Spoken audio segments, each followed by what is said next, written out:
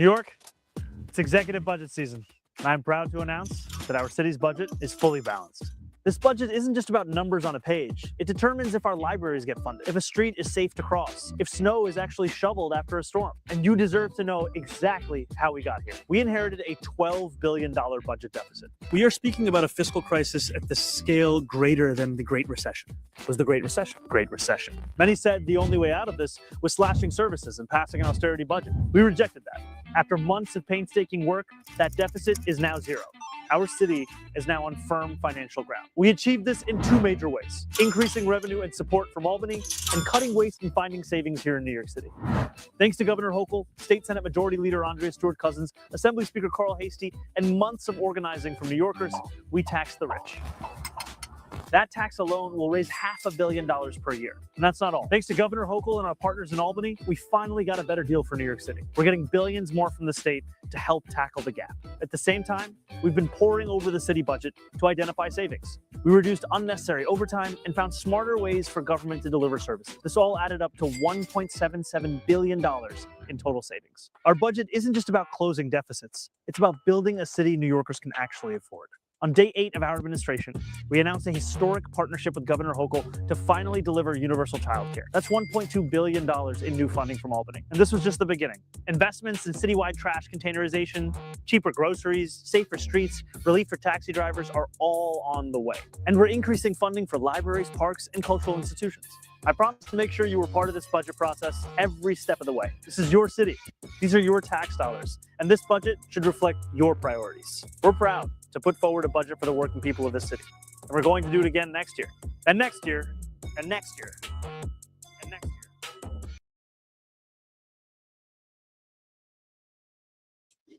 year. All right, welcome to the Absurdity Space.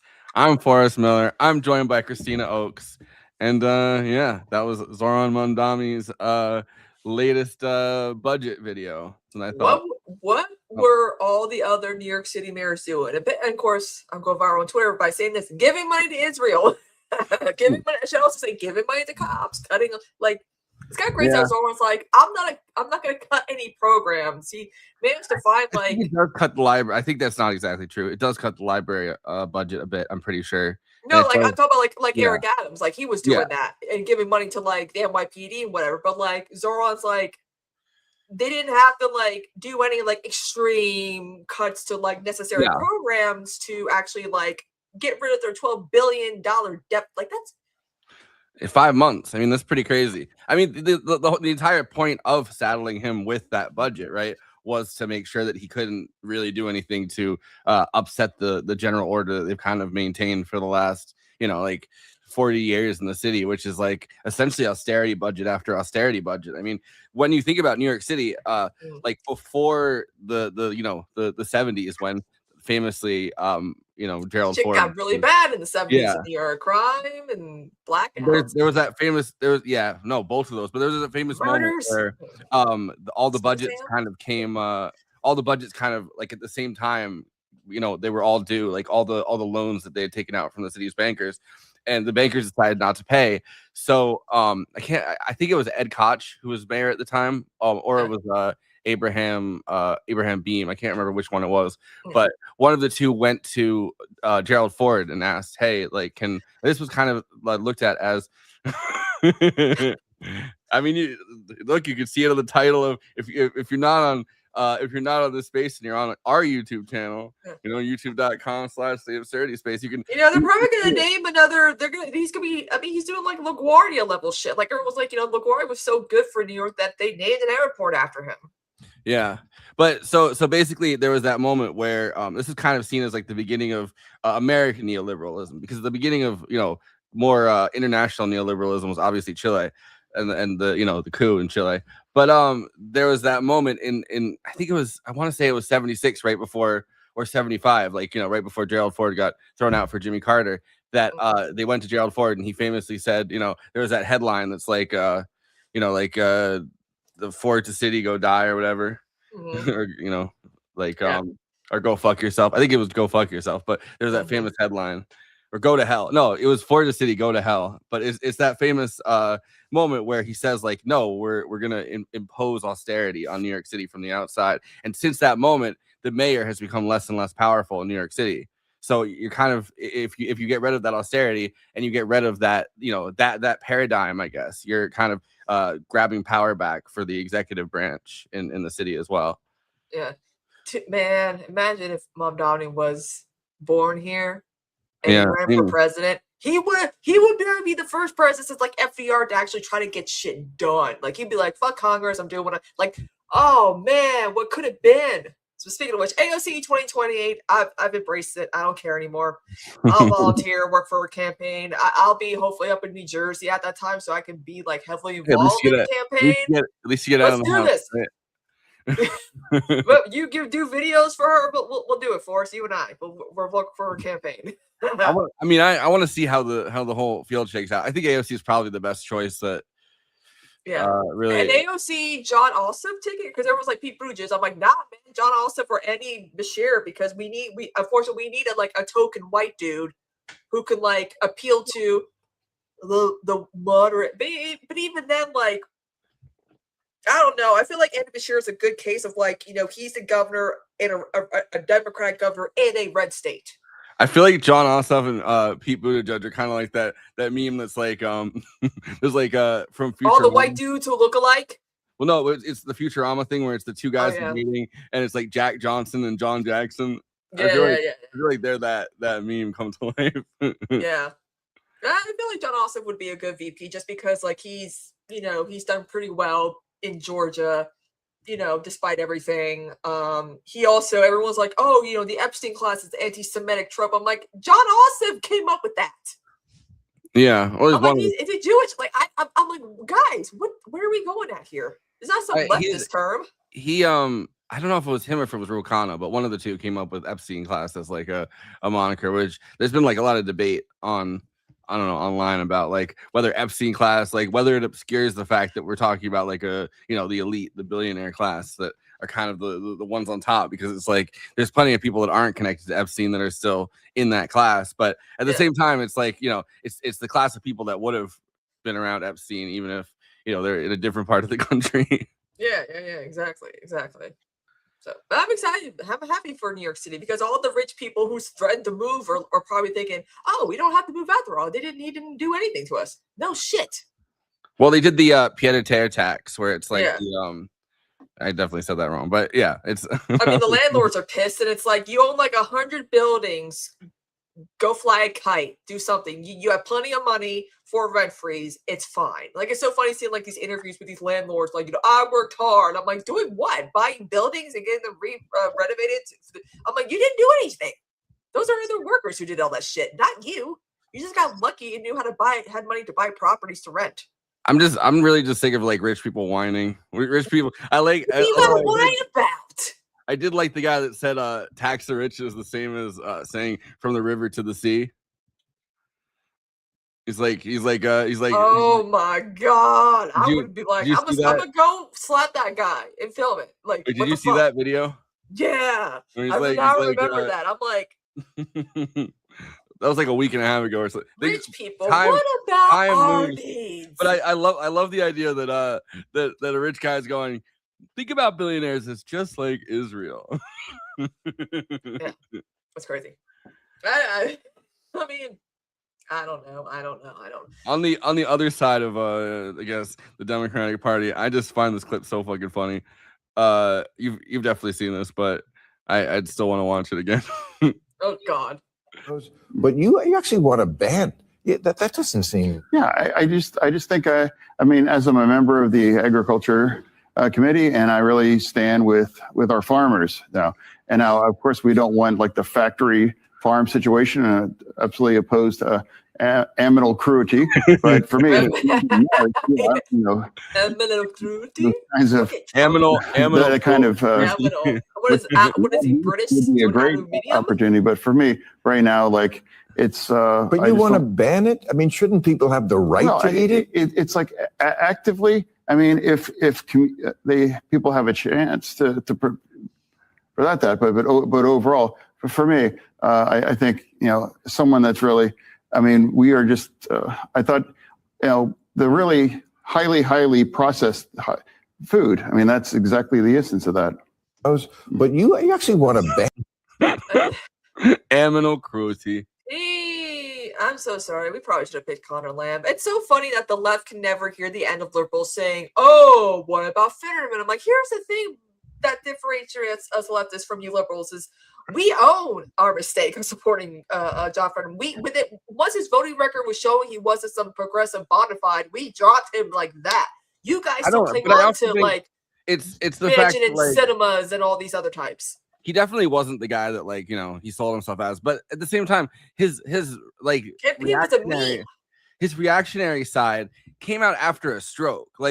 He had a more progressive. He was a more progressive record before his fucking stroke. And that happens. Like there are a lot of people that have become far more reactionary after a stroke, which is like. Yeah. I mean, look at Sophia Petrillo from the Golden Girls. The stroke destroyed the part of her brain that filtered what she said, so she was saying anything, and we love it for it. We just love it. But Fetterman can't even talk anymore. That's the crazy part. Like, it's crazy to be like, because it happened the day he won the primary. He had that stroke, and it's like since that time he hasn't been able to string words together, and they still put him on TV, and it's like it's really hard to listen to him. Yeah, that's why they put him on Fox News, because it's like Fox News will eat that shit up, because it's like, oh, you're a Democrat who doesn't like the left. Okay, but then he's like, I'd be a terrible Republican. I'm like, what are you talking about? You criticize the far left of the Democratic Party all the time, what little of it exists, and you vote with Republicans to enable Trump's agenda. So what then? Like, especially today with the Iran the war resolution shit. It's like, Connor Lamb was pretty terrible. His like policy ideas were, I mean, I don't think they were that far afield. Well, I remember at the time, Fetterman's website was like the most vague thing you've ever seen. And he was kind of going on the fact that as lieutenant governor, he had built up this record of being, seeming at least very progressive. But what can the fucking, like a lieutenant governor really do? I mean, he ran with Josh Shapiro and some other, Josh Shapiro was AG at the time. And with Josh Shapiro, he ran this, like they were going through all the people that were inmates, and you could have like a what do you call it, like a retrial, almost like hearings, where they would go, hell, like this person, does the governor give them a pardon? And they would give a list of pardonable people to the governor at the time. And Josh Shapiro and John Fetterman were on opposite sides of most of the times, where Shapiro wouldn't want to give them a pardon because he's running for governor, and Fetterman wanted to build up his progressive bona fides. And so he would try to pardon pretty much everybody, and they were going back and forth. So now they're like enemies, which is funny because I feel like they're very similar. Yeah, they're both very much pro-Israel, but I'm assuming John Fetterman doesn't think it's cool that he covered up a murder. My phone autocorrects Letterman. I don't think John Fetterman would give a fuck about that. John Fetterman literally pulled a gun on like a random black jogger. Yeah, John Fetterman could have been the guy in jail for a murder when he was there. But it's just kind of weird that it's like, oh, this was a suicide. It's like, how do you stab yourself like this a bunch of times? Ellen Greenberg. Yeah, she's like a teacher. I would. Yeah, she was a teacher because it was his friend. Yeah, well, it was the son of like one of the big. It was his friend, but it was the son of one of the biggest donor, right?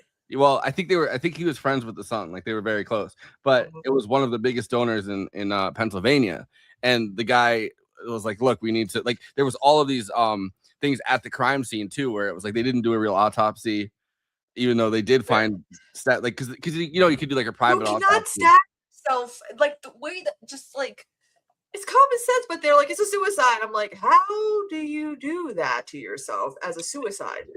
But it also shows you, having like powerful parents versus having like very powerful parents versus having parents that are like voters, citizens, but like don't have any specific money or power or anything. Her parents paid for a private autopsy, which is how they found the stab wounds on the back of her. Yeah, like back of her skull, her back, and it's like you cannot do that to yourself with a knife. But like if you stab someone in the back of the head, it has to go through the skull. Like that's how. Like, so like there's literally like damage marks or like there are more pain like quicker ways to kill yourself, and I feel like putting yourself through all that just you literally can't do it. Yeah, exactly. So it's like I mean that's nothing because Josh Shapiro's so fucking mad now because he's doing like I feel like you know, the only way to do it, I guess, if you found a way to attach a knife to the back here, and just go this, go like that. But Yeah, even then, I think it would be like that's too much excruciatingly work. painful. Yeah. I don't know. It- I mean, it's I just don't know. funny. I don't know why I'm trying to find some kind of desperate rationale that. Well, I guess you could have gone. Yeah, but it's just so it's just so funny to me that people. The guy had a history of domestic abuse too. That was the other thing. Yeah. It was so it's like in a lot of these cases, right? Like there's these warning signs ahead of time. You're like, oh, this person's abusive. You know, they've hit women before. They've screamed at women before. OJ. Like, yeah, well, We got OJ's definitely a example of that. But He there's always murdered like my sister's friend's aunt, for God's sakes. Like, come on now. there's always like signs that the person, you know, is highly violent. And like in this case, the guy had signs that he was highly violent, and they were still like, oh, I'm sure she killed herself. No note or anything though. Like, Yeah. Like it's funny because like Josh Shapiro's kind of going scorn earth for not being Kamala's like VP pick, and then like, you know, he's got a Democrat, like I guess the guy that's running against Chris Rapper, like Chris Rapper running, and like they're trying to do like a fucking Jim Clyburn where he wants to only have like one district to himself in Pennsylvania, and I'm like, no, don't be doing that because you're gonna get, because what if Pennsylvania just stays completely red? Like we cannot be trying to.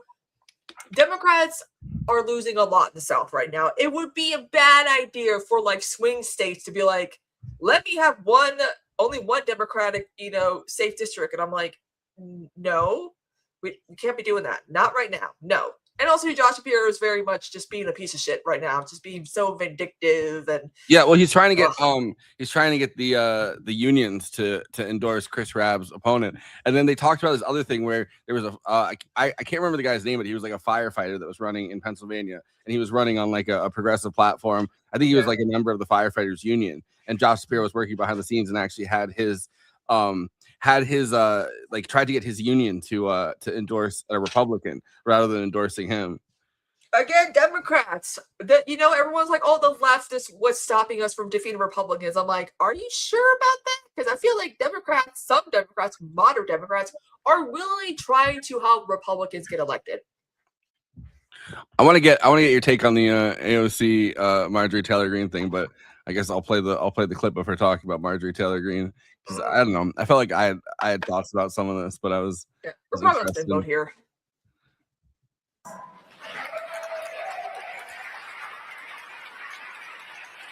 You know, and I care about results. I care about results.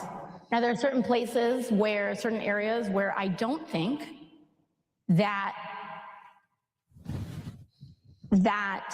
we should ignore some folks' record on some of these issues, right? It's about where we trust intent, where we trust where those outcomes are going.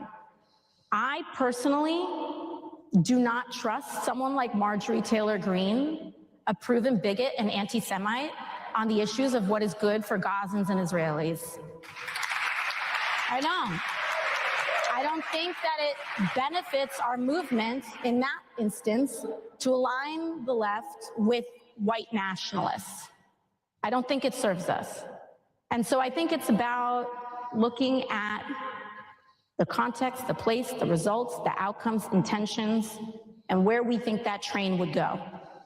But as far as what someone says about me, I could care less. And, you know, I think it's really about what our outcomes are. And to be honest, there are some areas where things will not get done if they're partisan because they are anti-establishment.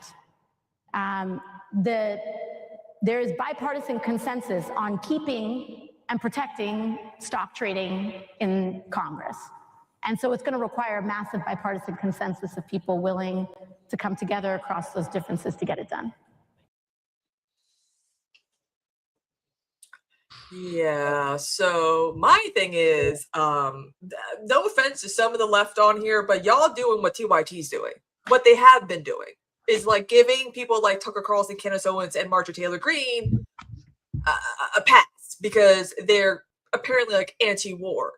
But like, what about their positions on like Medicare for all, or, you know, women's rights, gay rights, you know, public transportation, college? Like, what about other things besides like a foreign policy thing? I mean, it's easy to claim to be anti-war. all of a sudden, Well, I think knowing that it's popular. It's specifically the anti-Israel thing, which I think is more a sign of like the sea change that's happened with the way Americans view Israel and the way that Americans view, the well, not just the genocide in Gaza, but also the Iran war and how our foreign policy is being dictated kind of. But are they authentic though? And they're like, I support Palestine because I actually believe in the Palestinian cause, not because I actually hate Jewish people. Like, that's where I'm like, okay, but where's this coming from? And like you said, Forrest, Marjorie Taylor Greene doesn't have any power anymore. She could have stayed in Congress, but she saw Trump kind of like abandon her. She had no political future. Yeah, that was my biggest thing with this conversation. It's like at some point AOC still has voting power. I just don't get the whole thing about like, thank you, Marjorie Taylor Greene, like Ryan and some other people had, where it was like, she did sacrificed so much in the MAGA movement. I'm like, in politics, it's fucking stupid to sacrifice yourself, because if you actually care about any of those issues, you're not gonna be able to do anything about it from out of Congress. Now, I do get it if you work for, in some ways, if you work for the federal government as like a staffer, if you're working for a White House and you can resign, and then that's the only way you can really speak out about stuff. But the only way you have a platform as like a representative is to stay in Congress. So already, resigning from Congress was a fucking stupid move. And it actually kind of surprised me, because I've always kind of thought of Marjorie Taylor Greene as like, someone who would have been there for a long time. Well, but also just like an opportunist and like a complete opportunist. And I feel like she's actually kind of more stupid than she is opportunistic, because that was a stupid fucking move to resign. It's just gonna you get replaced by someone who, I mean, I don't think more pro-Israel and more conservative and insane than her, which is kind of crazy if you really think about it. Yeah. So like, but I think she's like, I was thinking about it the other day. She's like the person, the one person who actually like believed the QAnon stuff and ran for Congress on it, because it's like she got popular was because of the whole "where we go when we go old" nonsense. I'm like, are we forgetting who she was a few years ago? But it's like, it's kind of funny. Like, she's the one person who like didn't get the fact that when Republicans were signaling about QAnon, it's a signal. You pull it back. None of them actually believed the QAnon shit. It's the crazy fucking people that believed it, that were like, all in for Trump, that were going to all of the rallies. I mean, even they dropped it pretty fast. She's the one person who didn't get that that's like a signaling thing. It's not supposed to be something you believe, your identity, like your ideology, I guess. And she clearly had that as her ideology. Yeah, she also did make $25 million. She was, at the same time as being anti-war, she was quite literally stock trading on defense companies.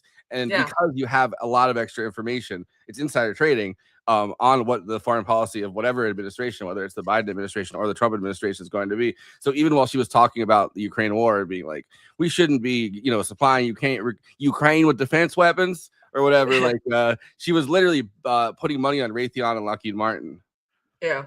So anti-war my ass, but like, and I should actually just sort of like elaborate more. But my guys, this is what the Young Turks are doing, and you guys criticize the Young Turks for this right-wing pivot all the time. But like, they're good on Palestine, awesome, cool. But like, again, there's other issues that again we should be keeping these people at arm's length. Like, say what you want about Ashley St. Clair, but she's like putting in the work. She's even said like the Democratic Party should be more leftist, more progressive. She is trying to start a clean slate, talk shit about people while putting on makeup on TikTok.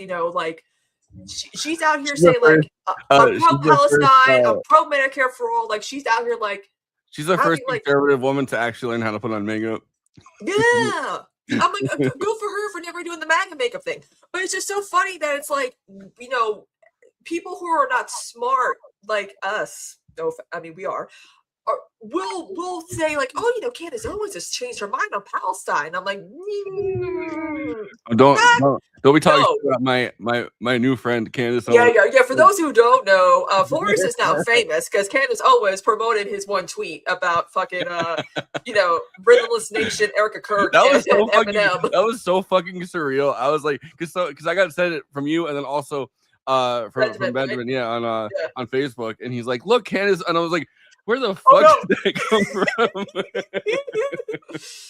I was like, oh no, Forrest, no.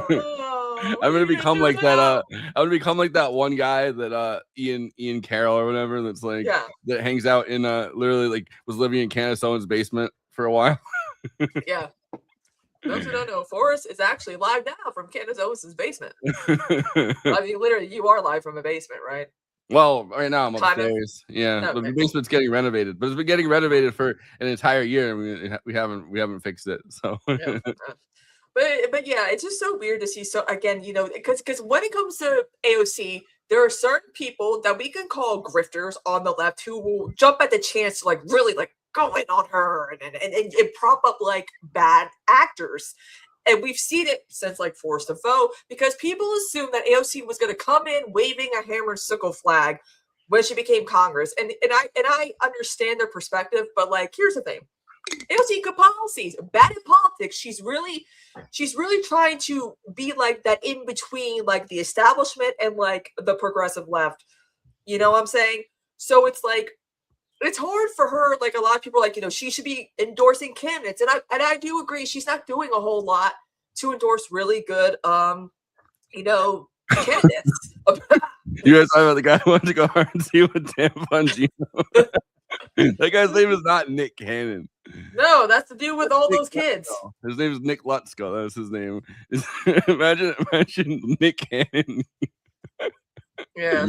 Nick Cannon's the guy from Wildin' Out that has 1 million kids. But yeah, no, I agree with you. And I don't know. I also think that it's like, it's easier to criticize someone that you know is going to listen to you, which I think in AOC's case, it's like that's why the left does go hard on Democrats, because we shouldn't have to be begging for them to do anything. Like that's the point. Think with AOC in particular, like she's very online. She's very plugged into being online, and people know that if they criticize her enough, she'll say something that's like, she might be someone that actually like. Well, Ilhan Omar, Rashida Tlaib, don't fuck with that. You know what I'm saying? Like they're not as online as she is. It's like, so you end up having these it's like the bigotry of small differences, they call it, like where it's like the closest people to you ideologically are the ones that you get the most angry at, because you know that those people are the most likely to be able to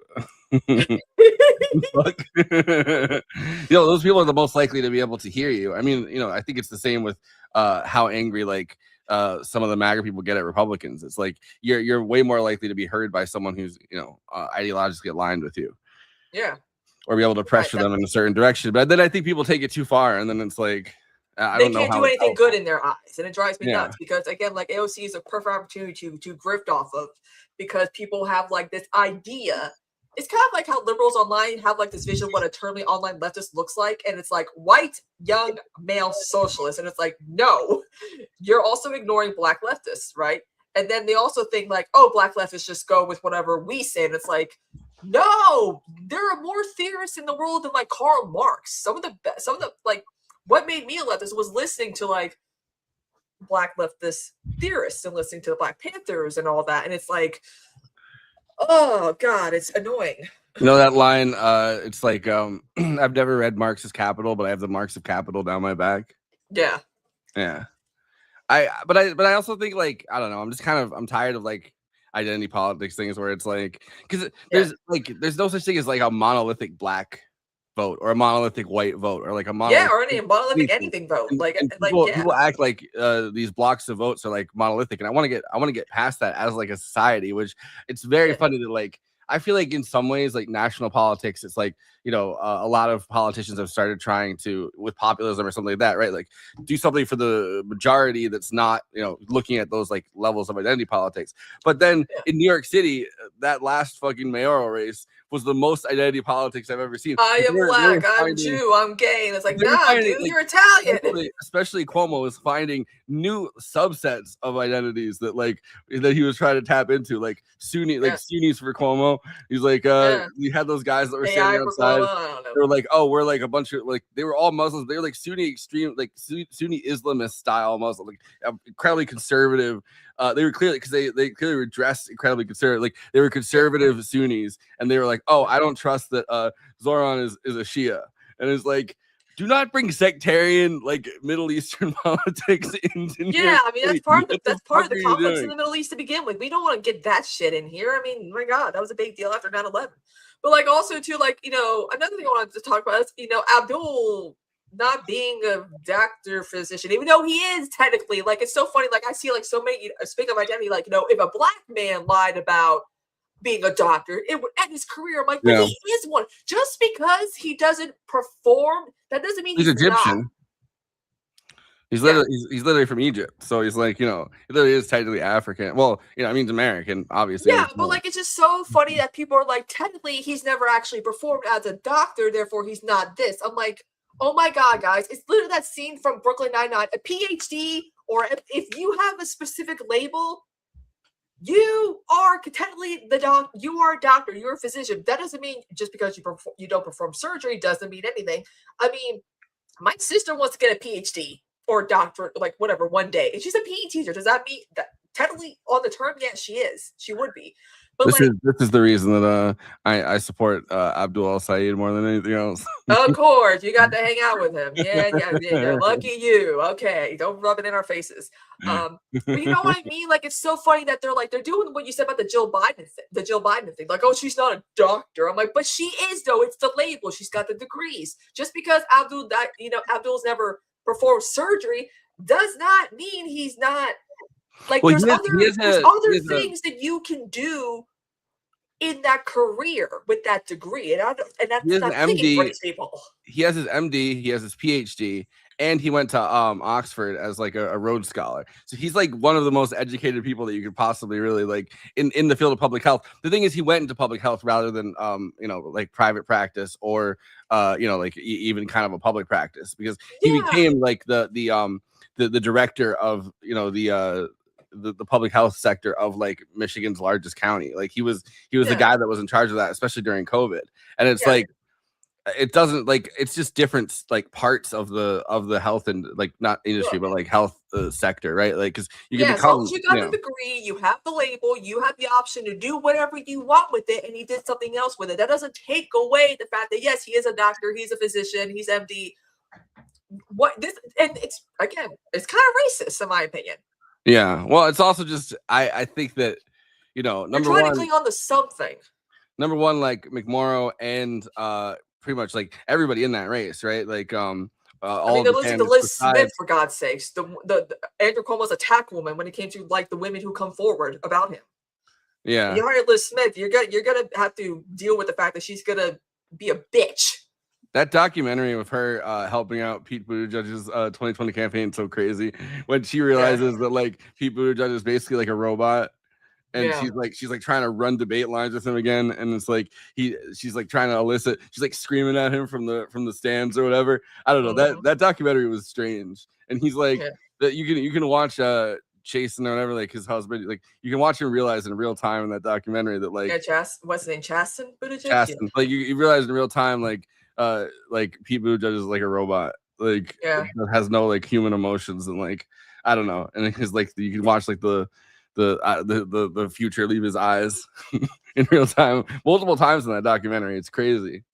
Yeah, but it's just so weird that like shout out to Spencer, who I share his videos all the time. It's like he's not a physician, but yet in the article like he technically is, on paper and the label, yes he is, but because he's actually never used it in the specific field where it would matter to be a physician or MD, it doesn't matter. It's like, well, basically what you have to do to become like a physician, right? You have to do, you have to get the degree, and then you do a residency, and then and then for a certain amount of time, and then you basically go into private practice, or you work at a hospital or go to public practice.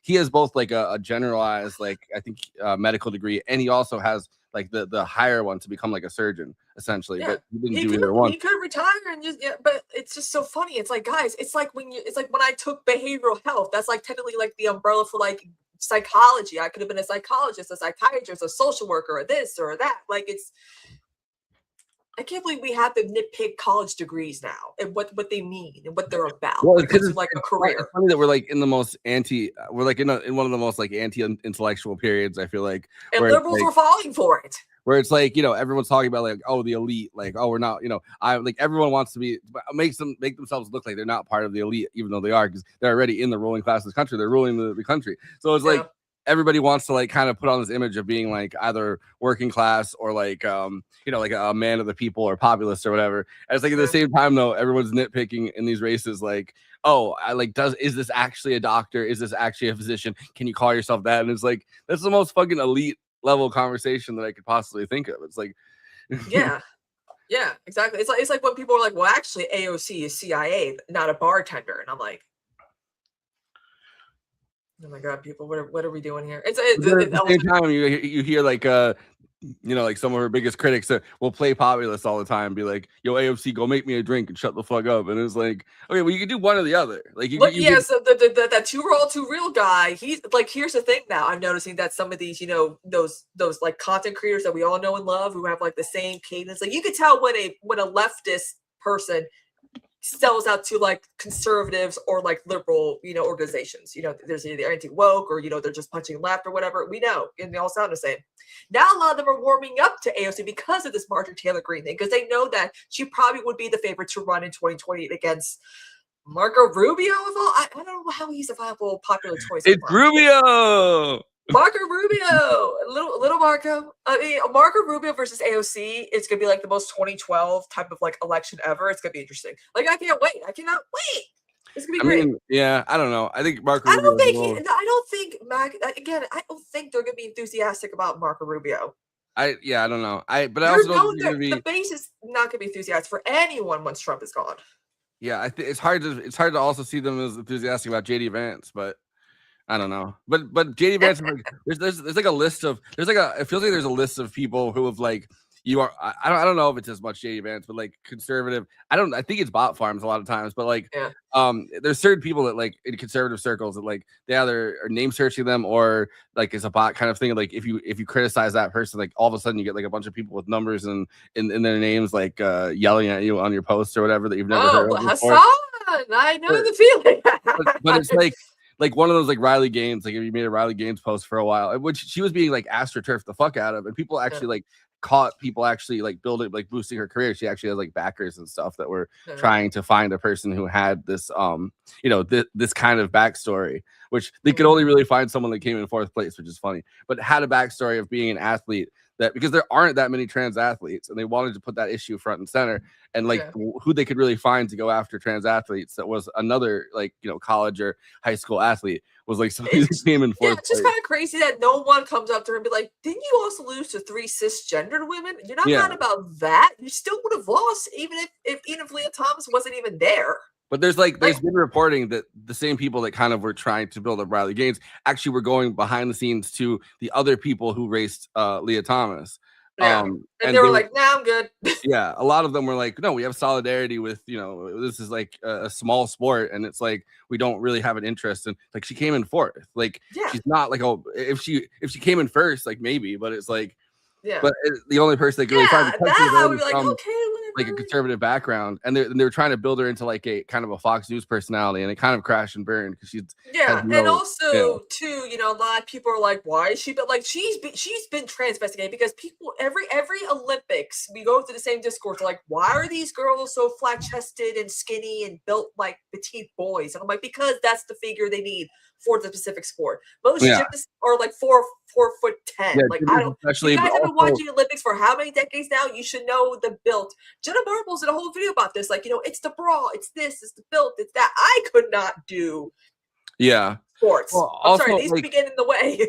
people are talking about like having like a genetic advantage, and it's like someone that has a genetic advantage over the people that they're racing, like Michael Phelps. Yeah, and swimming. He had webbed feet and hands and had a lactic acid breakdown that could make him like he was born. Yeah, he should have been a merman. Yeah, I really should have. But like as someone that like I mean, I was a swimmer in high school for like at least for the first 2 years. I was a swimmer when I was a kid. I was always a swimmer. I always fucking really liked swimming. Not fast at doing it, but I wish I was. But like I love I love swimming, and I love competing in swimming. And even though I would feel like I was gonna throw up before I did it, but but it like the it's like there's certain people with like a certain body type that it's like you can already tell they're gonna be fast. It's like a massive it's like a small like like the muscular legs, but then also like a small body, and then a big upper like part like this where you can really get your arms across. Like if you have like my sister, she did Little League for boys because softball really wasn't a thing when you were a child. So she learned how to play baseball, and she had to kind of teach herself how to play softball down here because it's like there's no baseball for girls, it's just softball. But she has like I have short torso but long legs, so that's like good for like some basketball, but also volleyball apparently. But like I'm not athletic, but she has like my dad's long torso and short limbs, which is also pretty good athletic build. And she's like 5'7", so that's a good athletic build for like basketball and softball. But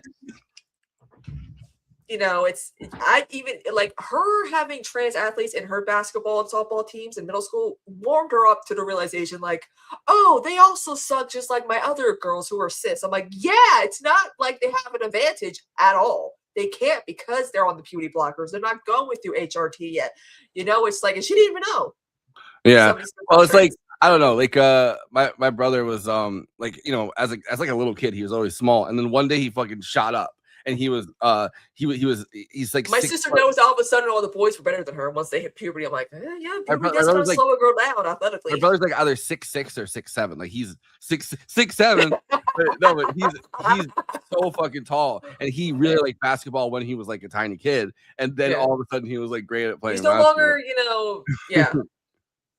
He's no longer instead of running, it's swim for it. But I also did running. I did cross country the first 2 years I was in. So, they really wanted me to do volleyball because I was really good at spiking, and I'm like, I'm not a sports guy. I'm doing my theater. I'm doing my choir. That's my. They were like, oh, your sister, you know that last name, and I'm like, yeah, I'm nothing like her though. So don't try to put me on a sports team. I'm like, let me sweat to Richard Simmons, sweating to the oldies. Like, that's what I do. Yeah, I mean, I don't know. I kind of stopped doing everything once I was like a sophomore in high school. Like, I was kind of done with it. But I did. I mean, I don't know. I did not like running. I did not like running long distances. And I signed up, and I was like, I'm one of those people that like, if I sign up for something, I'm like, I'm not going to quit doing it, like for the season or whatever. But after that, I was like, I'm not. It's like 3 miles, and it's like every weekend, and it's like, this sucks. Yeah, I remember one time we had like, I don't know if you had it, but I started smoking, so I really couldn't do it anyway. But like in school, we had this thing called end of course testing, which was not the same as like pack testing. It was a whole other thing where there would be like 3-hour blocks of like certain classes. So like if I had like psychology, we're watching Inception, we're watching a movie, right? And I'm just doing whatever. But like one day we had like a 3-hour gym block, and I was like, kill me. But my coach was like, do whatever. You guys can go outside on the track field. You know, you want to, you know, do your aerobics or whatever, do, you know, just whatever activities, you know, just to keep us occupied because gym for 3 hours is a nightmare for me. Yeah. But like the guys were also out there, they're running, and they fucking like one guy like just ran into me. Like I had like whiplash. I was like, whoa, like it was bad. I'm like, excuse me, are you blind? Did you not see me? I'm like 150 pounds. I'm here, you know? I fucking hate basketball day because the guys are just acting like they're the fucking, you know, the dream team of the 80s and 90s. I'm like, slow down there, Pippen, Jordan.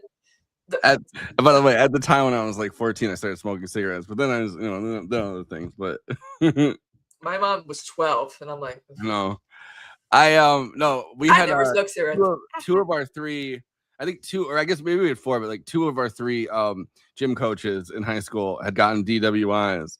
So I could always, in my head, I was always like, I bet these motherfuckers are hungover right now. They don't want to work too hard. Yeah, the one, like, you can tell probably the one who just does like, because weightlifting was the thing. I'm like, that one obviously probably was able to get away with just being hungover because it's just like, all right, do your push-up, your warm-ups, and then you go to the, you know, lift the weights.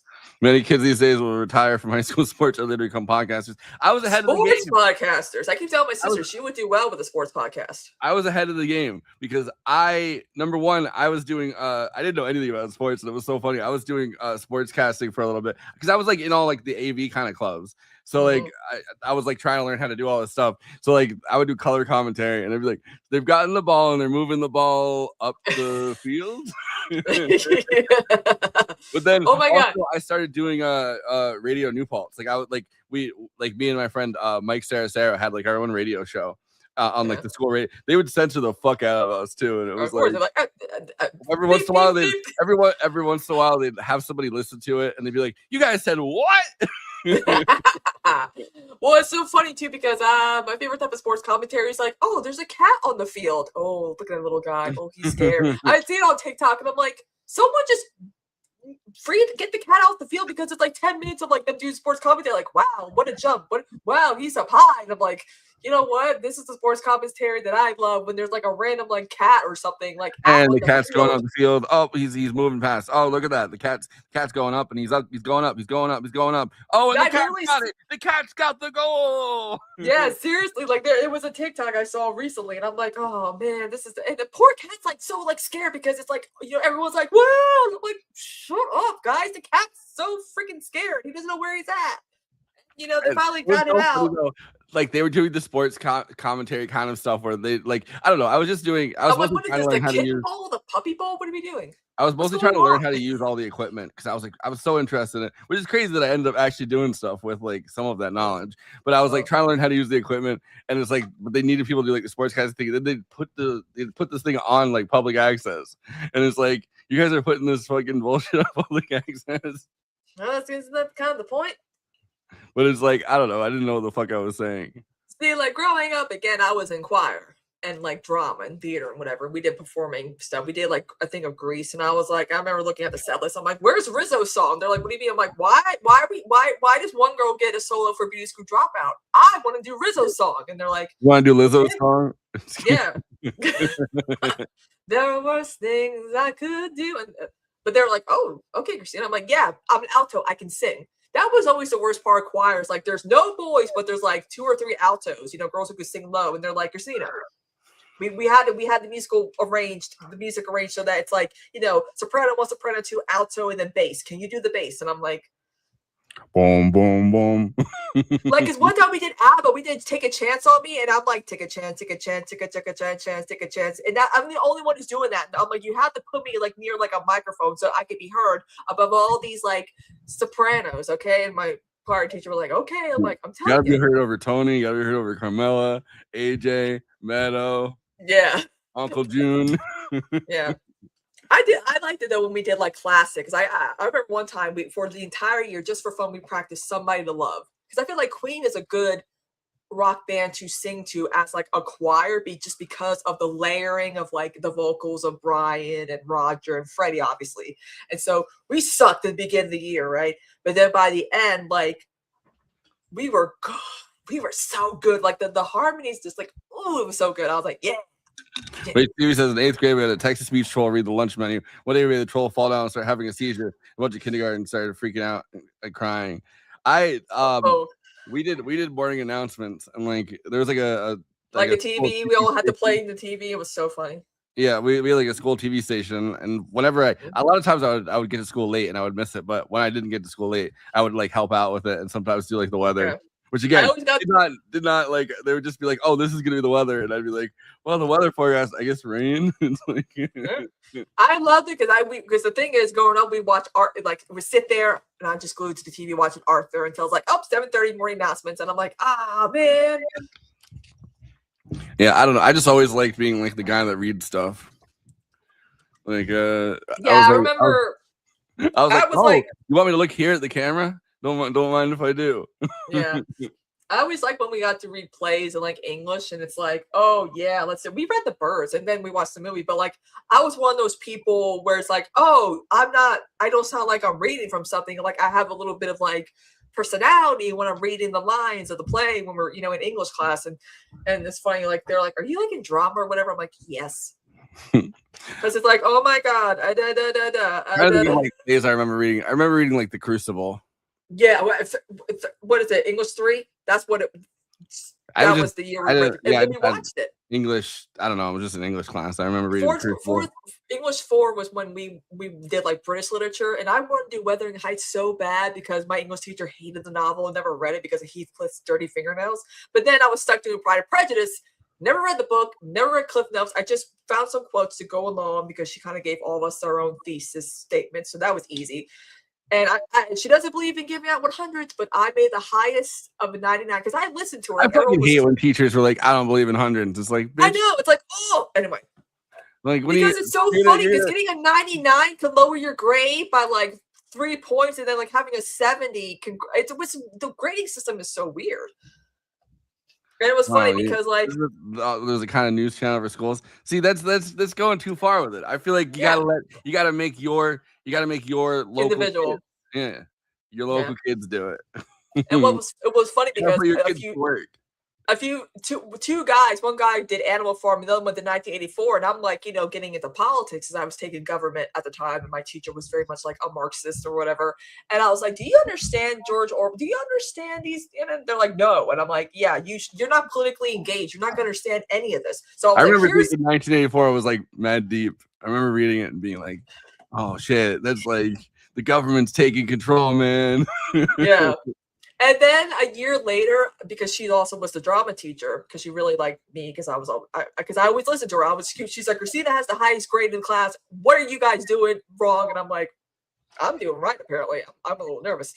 What? And then like a year later, I think Les Mis went to theaters, and so ironically, I was sitting next to her, and she's like, "I want to tell you something." And she's like, "What do you?" I'm like, "You know how you always say, like, you just pull stuff out of your butt and make it work, and you do well." She's like, "Yeah." I'm like, "Well, I did that with my English paper." And she's like, "I taught you well." I'm like, "I did not read any Pride and Prejudice.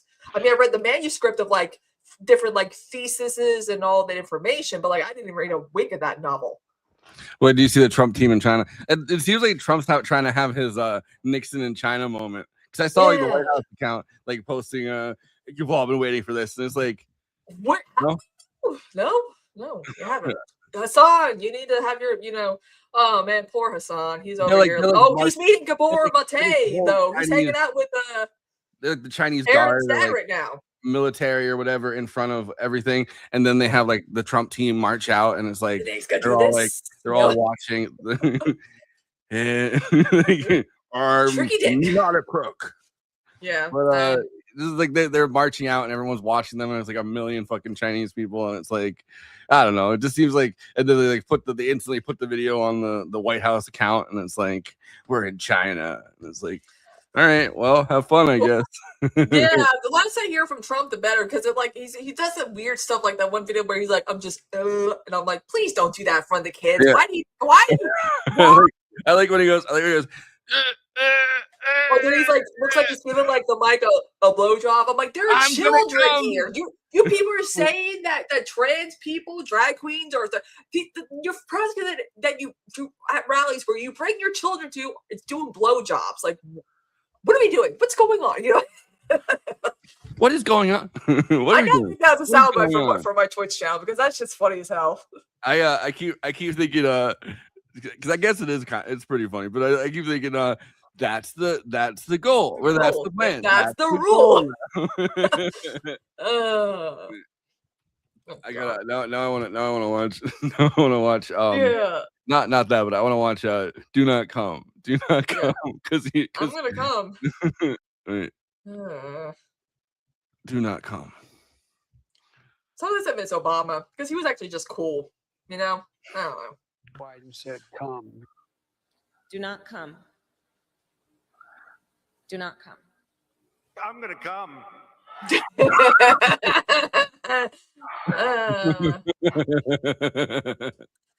God, man, it's just I understand where liberals come from, where they're like, I want to return to normalcy. I'm like, no, I don't. Not when it comes to like ignoring bad shit. I'm like, I want a president I don't want to hear about 24/7 doing something stupid or perverted or ridiculous or petty. You know what I'm saying? Like, AOC 2028, y'all, let's do this. The first couple years, like the first year, I guess, of Biden before Ukraine happened. And before Gaza happened, obviously, and like, all of a sudden, like the first year of Biden, it was nice to like not to have to turn on the TV every single fucking day and hear like, oh, here's not get some gray hairs, some wrinkles. But it's like, and then everything kind of went to hell after that. But it's like, there was like I wish it was just kind of stated that. And it's like, it's nice not hearing about what like a bunch of new shit that's like horrifying. That's why Trump, like when we haven't heard from Trump in a few days, he has to do something, like say something stupid that gets us like in that. And so many liberals like, you can't ignore the shit Trump says. I'm like, but here's the problem though. He purposely wants to trigger the limbs. So yes, there are gonna be times where we're gonna ignore stupid shit, offensive shit, mean shitty shit. Because if I was one of these reporters, I'd be like, show me some fucking respect. I don't care you're the president of the United States. I'm asking you a question. You can't even answer it. Yeah, well, I think that, what are you talking about, sir? I think that like I really hope Democrats use this as like a thing. Yeah, the whole I don't care about Americans' finances. Yeah, this clip. I feel like if Democrats were smart, they would throw this into every like midterm message from now on. With like a black and white with red text. Like I'd like make it look like scary. When you're negotiating with Iran, Mr. President, to what extent are Americans' financial situations you to make a deal? Not even a little bit.